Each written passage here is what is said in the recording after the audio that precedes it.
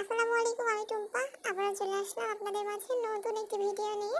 আজকে আমরা 4-5 জন মিলে চলে যাচ্ছি কুষ্টিয়া রেলওয়ে বাঁধে স্বস্তির নিঃশ্বাস নেওয়ার জন্য। কারণ যে পরিমাণে গরম এখন পড়তেছে কুষ্টিয়াতে, তো আমাদের মনে হয়েছে যে একটু আমাদের স্বস্তির নিঃশ্বাস নেওয়ার জন্য একটা ভালো প্লেস দরকার। তো আমরা খুঁজে খুঁজে এই রেলওয়ে বাঁধটা সিলেক্ট করলাম। তো আমরা সকলে মিলে এখানে গেলাম। আর পার্কে ঢুকতে প্রবেশ মূল্য ছিল হচ্ছে 20 টাকা। তো আমরা টিকিট নেওয়ার পরে ঢুকে পড়লাম।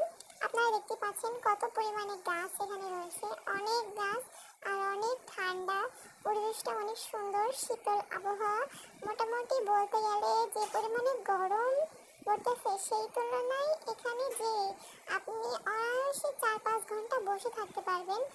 কারণ অনেক ঠান্ডা ঠান্ডা ঠান্ডা বাতাস। আর গড়াই নদীর পাশে এই পার্কটা অবস্থিত, তো নদীরও একটা বাতাস আসতেছিল। আমার তো জায়গাটা অনেক বেশি ভালো লেগেছে এবং আমি ফর দ্য ফার্স্ট টাইম এখানে এসেছি।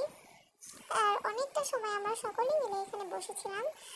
সব কিছুই ঠিক ছিল, কিন্তু সবচেয়ে বেশি বড় সমস্যাটা সেটা হচ্ছে আমার একটা জিনিস ভালো লাগে নাই।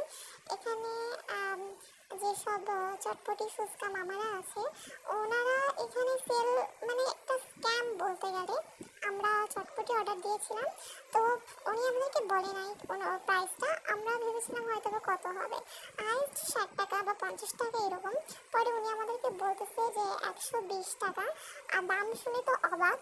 তারপরে দেখলাম হ্যাঁ, কোয়ালিটি ভালো আছে, কিন্তু যদি টেস্টের ব্যাপারে বলি একদম বাজে।